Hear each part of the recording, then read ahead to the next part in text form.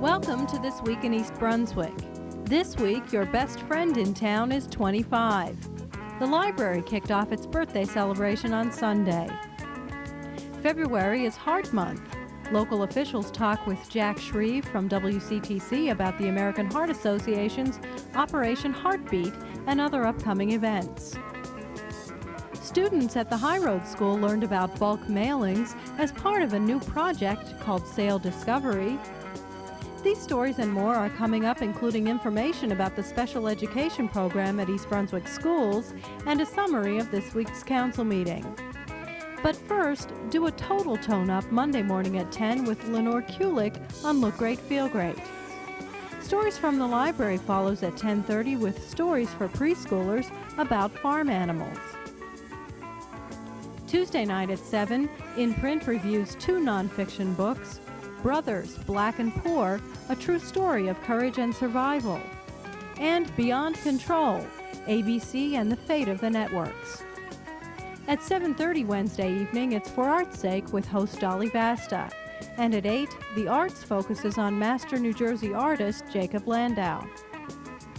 This Week in East Brunswick returns Thursday night at 7 and 8 o'clock, and at 7:30, Patty Sullivan presents Aging Aspects.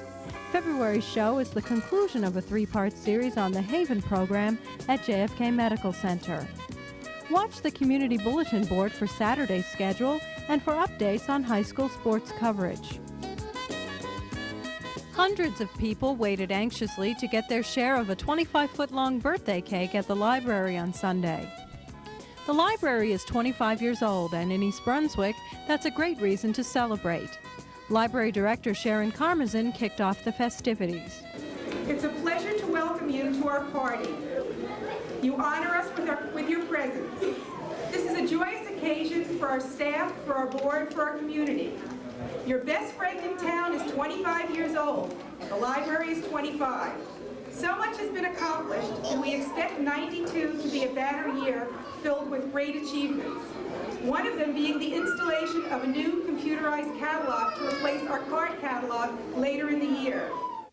Mayor Ira Oskowski read the proclamation that he presented to Hope Malberg, president of the Friends of the Library, and to Sharon Karmazin. Whereas the East Brunswick Public Library first opened its doors to the public in May 1967 and will be celebrating 25 years of service from February 2nd to May 3rd, 1992. And whereas during its 25th year history, the library has satisfied the informational, educational, recreational, and cultural needs of all ages, earning it a reputation for outstanding service. And whereas the mayor and the township council have played a significant role in the history and development of the library and are committed to continued excellence in the provision of local library services. Now, therefore, be it proclaimed that I, Ira Oskowski, Mayor of the Township of East Brunswick, on behalf of the Township Council and a grateful community, do hereby proclaim that the period February 1st through May 3rd, 1992, be known as Library Birthday Celebration Months, and salute and congratulate the library on 25 years of service to the community. Thank you very much. Council President David Zarnowski explained the importance of the library in this community. One could say that knowledge is a light that shines in people's minds, and that light shines that much greater because of the quality of our library and the efforts of the Friends of the Library Board of Trustees, its workers, and all the volunteers that help out and make this library so successful. This library is used by so many residents of this town. 700,000 people entered its doors in 1991. We have 30,000 active card members in this library, so the record speaks for itself. Library trustee and founder Jim Hess read a congratulatory letter from Governor Jim Florio. Dear friends, as the Governor of the state of New Jersey, I am honored and privileged to extend warm greetings to everyone attending this afternoon's celebration. This afternoon's event is a fitting tribute to the East Brunswick Public Library. For the past 25 years, this library, one of the busiest in the state, has stood out above many of the other libraries in New Jersey. Lucinda and I, along with the citizens of East Brunswick, would like to congratulate the library director, Sharon Karmazin, on all their accomplishments. Please be assured of Lucinda's and my best wishes and continued success in the future. Sincerely, Jim Florio, Governor. Board President Herbie Smilo explained that while the library has accomplished so much in 25 years, there is still much more to come. And they make a huge difference. And what did they say? They said, I think I can, I think I can. And we got higher and higher up that mountain. And you know what? The mountain is still there. And we are about this far, and we still have so much further to go. And we're all going to do it together. Because a library like this is not the result of one person. And the little engine that couldn't have done it without help. Over 2,000 people came to the library on Sunday to help celebrate this milestone. Hundreds shared in the huge cake created by students at the Middlesex County Votech School in East Brunswick. Local dignitaries were on hand to cut and serve each piece to those anxiously awaiting. After the ceremony, the meeting rooms were packed again for an exciting presentation of Pinocchio. Pinocchio! What's the matter? Don't you like it? I suppose it'll do. Well, Pinocchio, let me introduce myself to you. My name's Geppetto. Oh, what an adventure you and I are going to have to get... Oh, boy. Think I made that nose too sharp, huh? Yeah, I better fix that right away, huh? That hurts. Look, it hurts. God bless you. Now, that'll do it. Well, Geppetto, your whole life you're going to get up and see the world. All right, Pinocchio, let's see how those little wooden legs of yours work, huh? Up you go, up you go. Oh, careful there. Careful there, buddy.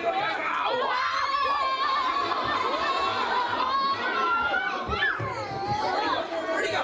Over here, old man. Oh, there you are. Up you go, little puppet. Here we go. Whoa.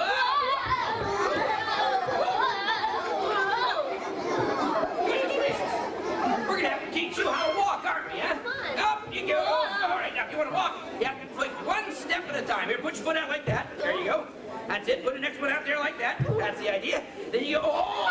Oh, don't kick me. You kicked me.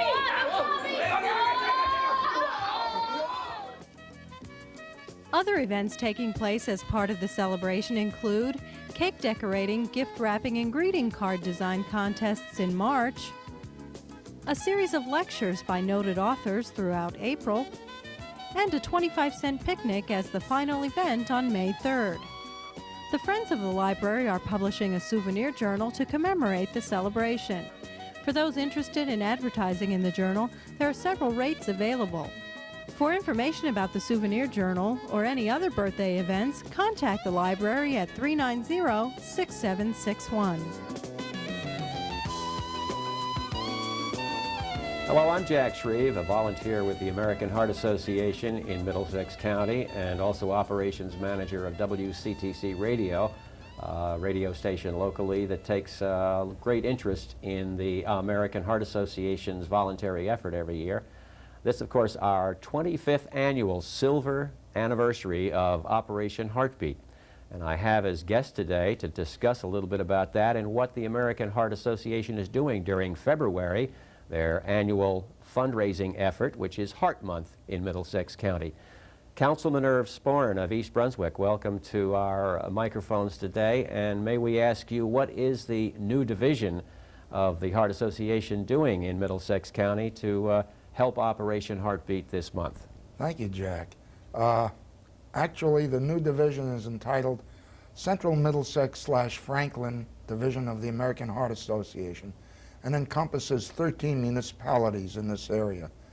What are we doing this month? Well, of course, we're having a food festival in East Brunswick's Food Town on February the 8th. We're following that with a Have a Heart campaign at Brunswick Square Mall, February the 14th through the 16th. We're conducting Jump Rope for Heart events at the local schools in East Brunswick. We're also involved with the Celebrity Waiter event on February the 18th, which is a fun fundraiser, and Sheriff Spicuzzo is handling that one. And we're going on through the month of February with various activities which are intended to both educate and raise funds from the public. Well, thank you, and I want to get back to you in a moment to ask you some questions about that event at East Brunswick Mall a little bit later, but I wanted to get Sheriff Spicuzza, who's been the chairman of Operation Heartbeat for close to 9 to 10 years, which is, of course, the fundraising event sponsored by WCTC Radio, and tell a little bit about what's going to be happening and what are the dates to keep an eye on for events that are taking place during Operation Heartbeat. Well, that's the fun of it. We have a lot of good times during that week, starting with the 17th. Steve Tapper and Rich Asman down at Carol Lear Lanes is going to do the Bowl-O-Rama for Operation Heartbeat. Obviously, people are sending in pledges per pin knocked down, and we have a good time with that. I think you and I are going to do some play-by-play outside of Carol Lear Lanes that day. On Tuesday, I said it was a busy week. We're going to be doing something with the basketball game. Is that the 17th? That's the 17th. 17th is the 17th, basketball yes, game? Yes. Down at Spotswood High School, and it's going to be the WCTC disc jockeys and radio announcers, news people, versus the Middlesex County Sheriff's Department PBA and FOP members. Actually, that's the 19th, I believe. The 19th. What is the 17th? The 17th is Celebrity Waiter? Celebrity Waiter. The 18th is Celebrity Well, Waiter. we're doing a good job here. Got the dates right. Okay. But it's a fun week, and on the 19th, I think the Friday, prior to actual Operation Heartbeat, starting off with Jack Ellery, we're going to be doing This Is Your Life Operation Heartbeat. Okay. And a lot of the old friends that started, I've been involved 16 years now, but a lot of old friends will be live on WCTC, and we're going to be having a good time with that. Yeah, the person who originated the idea of Operation Heartbeat was Tony Morano, former manager of WCTC. And Rini Cancellars, his administrative assistant, will be there, and I do believe Marge Gear and some other people that might be well known in the area will be involved in that program, and that'll be on one day that week. We're not quite sure of the date on it. But getting back to you, Irv, if you'll tell us a little bit about what this program that you're going to be holding down at the East Brunswick Mall on that day. We're going to be conducting hopefully a 3-day program at the mall, which will include selling hearts to raise funds. It's called the Have a Heart campaign, where the public contributes to the Heart Fund by buying hearts to be posted around the area, which contain their name, indicating they're contributors to the Heart Fund, and are posted on walls, storefronts, etc., to indicate their participation in the funding. And by the way, I'd like to get back to Operation Heartbeat. That's going to be conducted on, as you well know, February 21st and 23rd on WCTC. And I think you, Jack, can probably give us more information on that so that our viewers here can listen in and hear what's going on. Well, briefly, on the Friday, beginning at 6 o'clock with Jack Ellery, we will be talking with Jack and having lots of guests and raising funds. 249-2600 will be the number to call all that day, right till 6 o'clock. And then on Sunday with Steve Tapper, 6 until 6, we'll be raising funds for Operation Heartbeat. Of course, all the money goes to Middlesex County and areas around here to fund research and projects such as CPR classes and other projects sponsored by the American Heart Association. Hope you'll join us on Operation Heartbeat, WCTC. It'll be at 1450. And the phone number again for those of you that want to give us a call on that day to make a pledge, 249-2600. Hope you'll join us then. Thank you very much.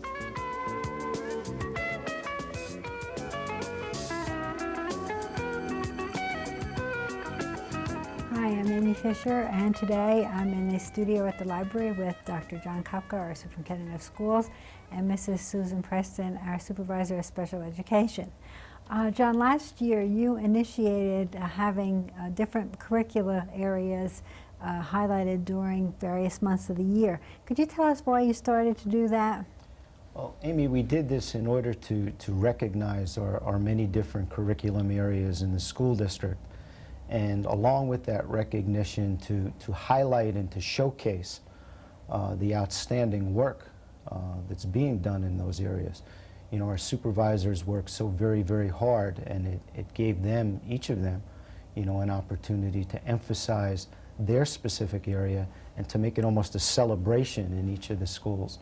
And thus far, it's been working very, very successfully, and we've gotten extremely good feedback on it. It was certainly successful last year. And now it's special education's turn, Susan, and February will be Special Education Month in the district. What are some of the things that you have planned in observance of the month?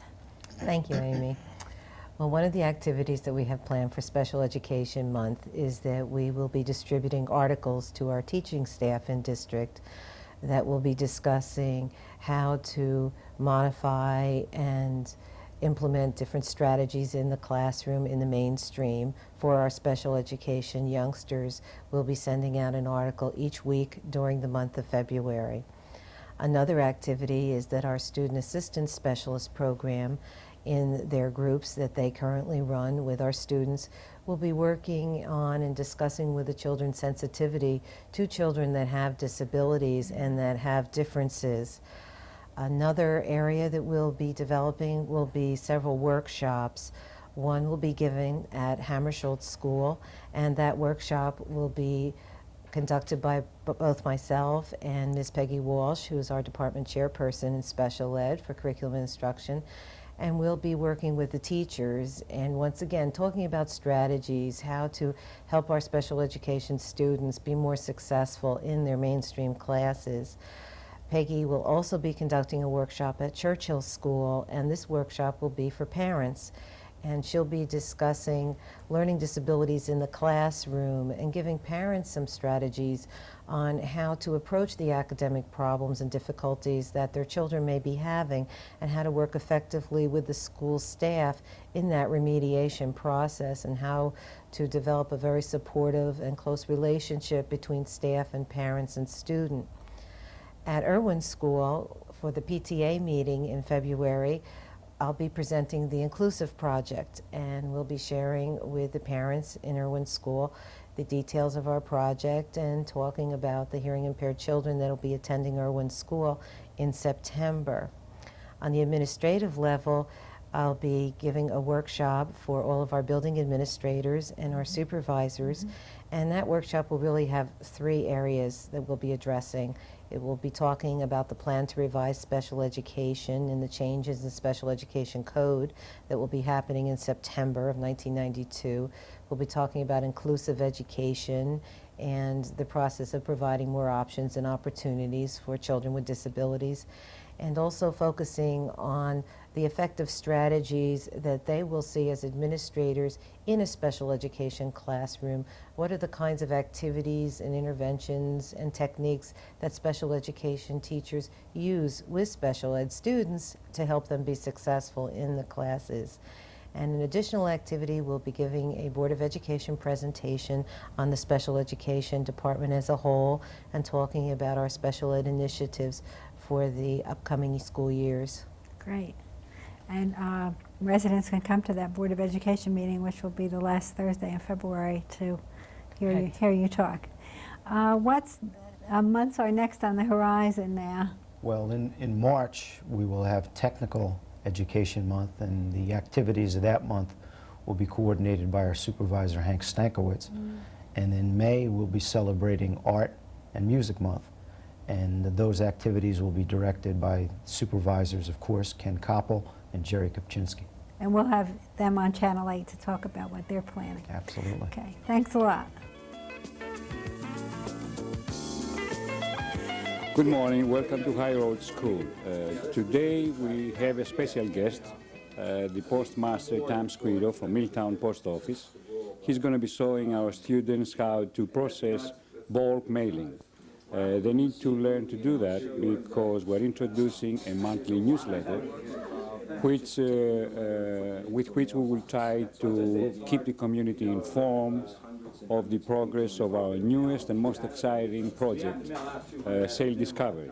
Sale Discovery is aimed at designing and producing from scratch a small fleet of sailboats, remote control sailboats. The students will be exposed throughout the year in various group activities, in mold making, painting, sail making, rigging, assembling, and electronics. This will give them a variety of employable skills that they will use throughout their lives. And it will also give an opportunity to the educational staff of High Road to find which are the special strengths that each student possesses and work on improving them.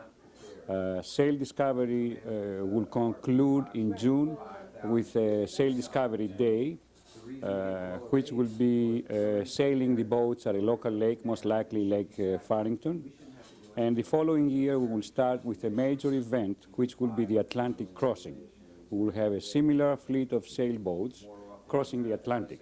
We're going to set them adrift. There is a current on the Atlantic that goes from our coastline all the way to Europe. It takes about 3 months to do so.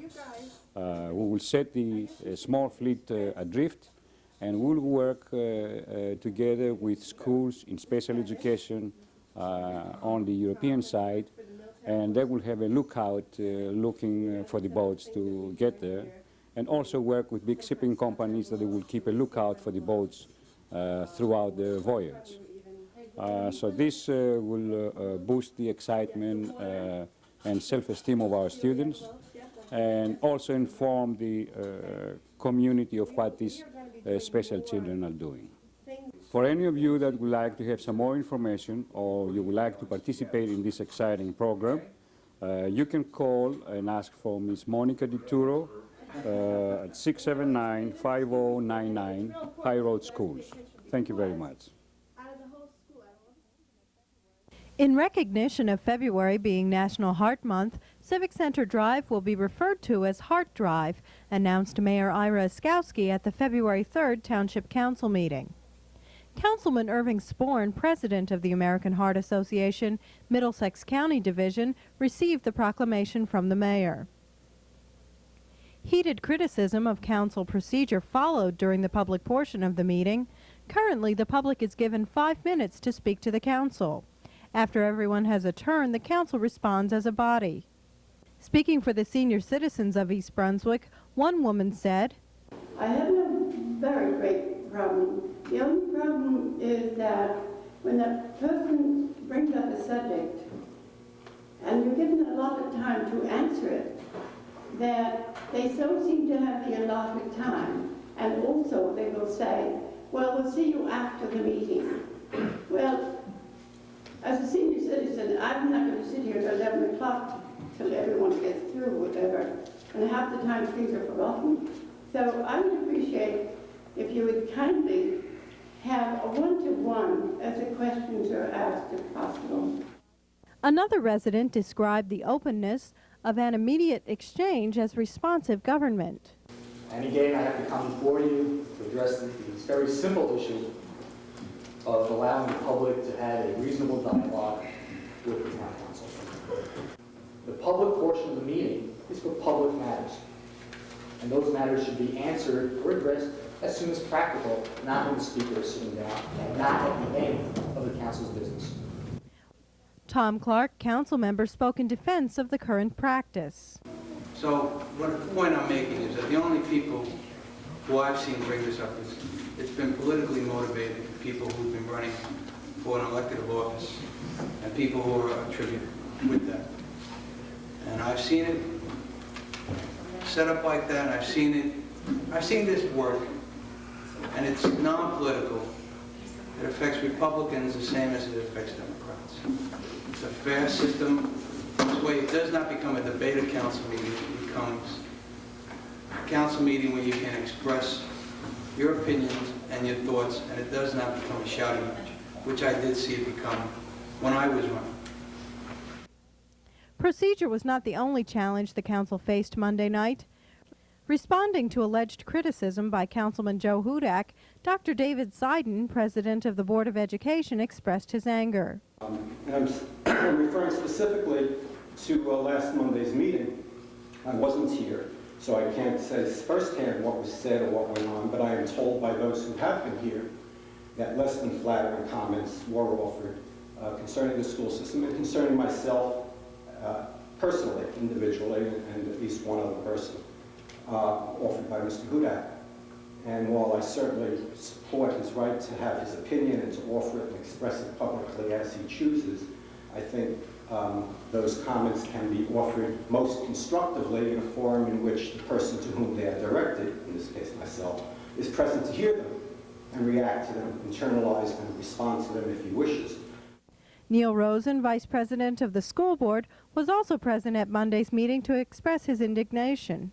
That at the same time, I have to be told that last week, Mr. Hudak made some remarks that were basically of a kind that it seemed to me do not add to the kind of relationship that we'd like to have. We try very hard at our meetings not to make remarks about other public officials. I think they're in bad taste, frankly, and unbefitting of the public responsibilities that we all have.